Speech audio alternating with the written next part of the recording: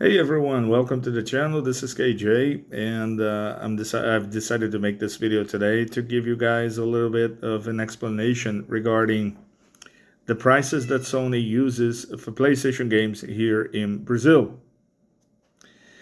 Because and I'm doing this now because I have over the last few weeks, over the last like week or so, I have watched a few videos from major Brazilian YouTubers stating what they thought about the situation and what it was that the new Sony policy regarding prices represented to Brazilian consumers. But they did it in Portuguese, which means that I wanted to do something that could actually get to Sony, or at least uh, be seen or being watched by one of their employees, or maybe by someone important up there, and maybe that could be some help for Brazilians regarding this horrible situation. I know this is a long shot because like this is a very small YouTube channel, and it's probably not going to be this video is probably not going to be watched by a lot of people. Probably going to get like 5 views or something. But this is the thing. I mean, it all started with the controversy regarding the price of Hollow Knight Silksong, which was released maybe like I think it was last week on September 4th. Today's September 10th, 2025. And the thing about this game is that every platform here in Brazil has had their prices, has had like different regional prices, right? Which means they actually allowed the company or the developers to choose what prices they wanted to charge for this game. So on Steam, the prices range. The prices are about like 60 reales, right? So let's get it from round numbers, but it costs $60, right? $60, which is equivalent to something like, let's say, something around like six or $7, basically, right? That's what Steam is charging for the game. So is Epic Store, the same amount of money, the same amount of Brazilian reais. For the Xbox Store, the price is a little higher, which is $75, if I'm not wrong, which equals, let's say, something around $12 to $15, perhaps. And on Nintendo Store, believe me or not, and Nintendo has always had like this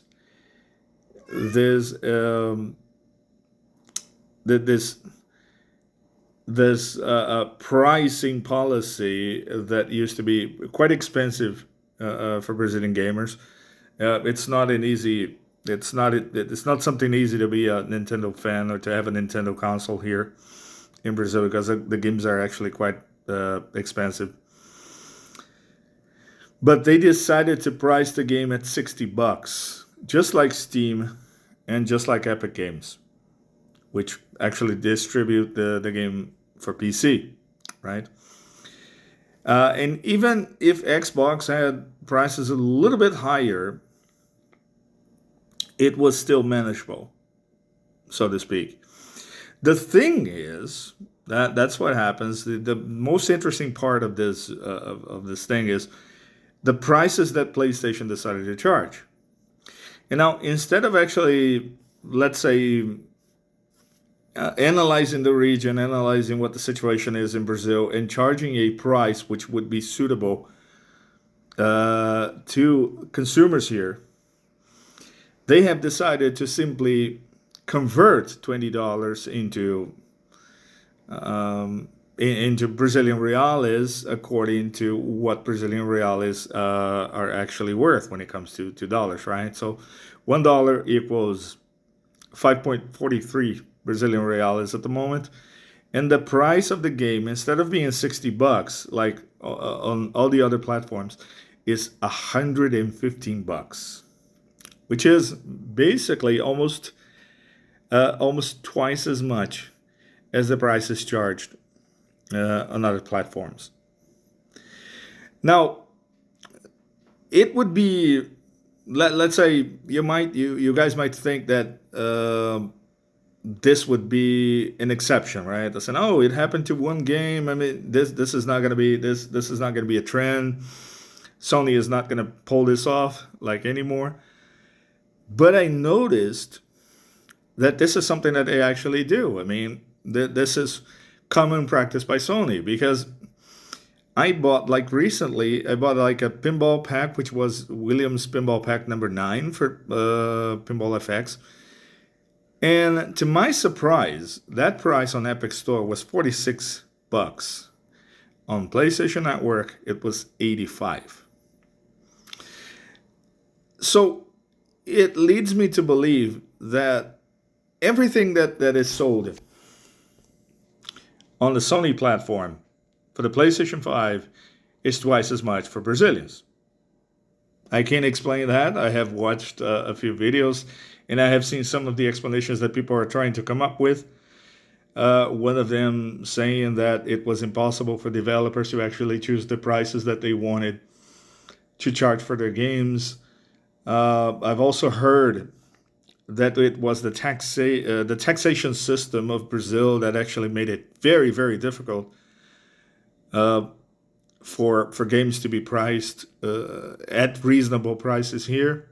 I don't know how far that is actually true. And Sony has kept quiet, right? I mean, they don't say anything. And when you see prices of that sort, you kind of think that, like, maybe Sony thinks that Brazilians are idiots. I don't know. That's the first thing that comes to my mind. Because when you decide to have your games being the priciest games on the market of any platform, how are you expecting consumers to actually buy games? At least in Brazil, right? And not only that, but that extends to the platform itself. And when I made that other video talking about prices here, I was 50% sure that I would change platforms, even though I've been like a PlayStation supporter for ever since PlayStation 1. So I would say this is like a over 20 years, buying stuff from Sony and buying products from Sony and building my library and all of that stuff. But I gotta say, man, I mean, I hope this makes it to Sony somehow, to Sony PlayStation. And I gotta say, I don't know if I can speak for the rest of the people here in Brazil, but I am done. I am done, man. It is simply unbelievable how much you pay for games on this platform, man. And Sony doesn't give a rat's ass about Brazilians. They simply don't give a damn, right? And like, if they can do that to AAA games, as I showed in the last video, and they do it to AA games now with Hollow Knight Silksong, what do they want? Like, my question to Sony is, okay, Sony guys, what is it that you guys want? Do you want us to quit PlayStation, to say, okay, I'm not going to buy the next PlayStation, the PlayStation 6? I'm going to build a PC? Because that's what I have in mind. I'm gonna build a PC, man. I'm gonna build a gaming PC and be happy for the rest of my life, because, like, the prices of games on PC are actually more manageable and more reasonable than any prices on the PlayStation Network here in Brazil specifically. Because as I know, like in America or in Europe, the prices are the same, so they're still charging $70 for games. Although there's been like an increase in price when it comes to the consoles and accessories, but it's become simply very, very difficult for Brazilians to be PlayStation supporters. You know, very, very, very, very hard, right? And if people start like, if people start like questioning whether their loyalty to the PlayStation brand is being rewarded, I think Sony might have a surprise when it comes to the Brazilian market, unless they do not really care. And they say, okay, we're doing so well, we're selling so many consoles that, we don't care whether Brazil buys our hardware or not. Okay, cool. We can do it without Brazilians. Maybe that's what this is. But the truth is that Sony is simply pushing away Brazilian customers. That it's that simple. They do not want us anymore. You know, and it's funny because like Brazilians have always been loyal customers to Sony. Especially after PlayStation 3 when like piracy was not that much of a thing anymore because of how the consoles were actually built. And people spend like lots of money on original products and buying stuff from Sony. And Brazilians really love Sony. That's the point. Brazilians really love Sony PlayStation. But the fact of the matter is that Sony doesn't love Brazilians anymore. I mean, they don't love Brazilians back. At least not enough to say, hey, we're going to study what your region is like, what the financial conditions of your region are, and we're going to have some special prices for you guys. This is what the developers of Hollow Knight Silksong thought when they priced their game on Steam. They said, okay, how much are we going to charge Brazilians? We're going to charge Brazilians $7.50. That's exactly what they charged us. $7.50, which actually turned to be 60 bucks, as I told you at the beginning of this video. So why can't Sony do the same thing? Why can't Sony allow developers to choose what price they want to charge for their games?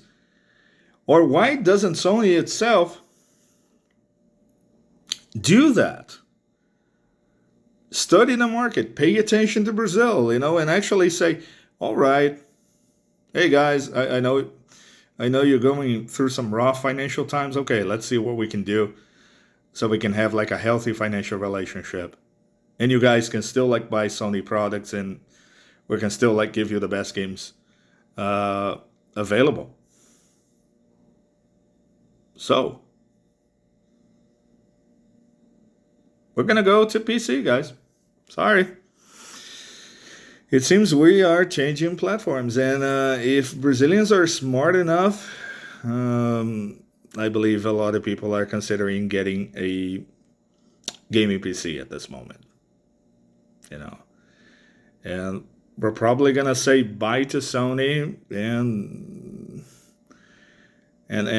go, Sony, I mean... I try to be the best. I try to be the. This is like having a Sony PlayStation today is like being married to a bad husband or a bad wife, right? I mean, come on, man. Gotta get a divorce eventually, right? And what is funny is that we have a joke in Brazil that they're always talking about exclusives, right? And saying, oh, Sony PlayStation used to be great because of the exclusives and stuff like that. But the only thing that's exclusive to Sony right now in Brazil is the high prices. That's the only thing. That's basically the only thing that Sony can actually, proudly say, we are number one at that. Of selling you high games, of providing you the most expensive platform to play games on. Whether this is good for Brazilians, it's just not. And I hope people will open their eyes, because that's and before people open their eyes, Sony PlayStation, I'm telling you now, please give us some sort of explanation, guys. Talk to the clients, talk to us, PlayStation fans. What's going on? Why is it that you seem not to care about us? If you know anything about why Sony PlayStation behaves like that, and if you think that Sony actually shows love to Brazilian gaming customers, please let me know in the comments below. And I hope that this somehow gets to Sony. Who knows? Maybe it will. And then we can finally see, we can finally have an explanation by them, or we can eventually, let's say, bury PlayStation and move to something else, which is going to be more financially healthier. All right. Thanks for watching this video, guys. See you in the next one. Bye.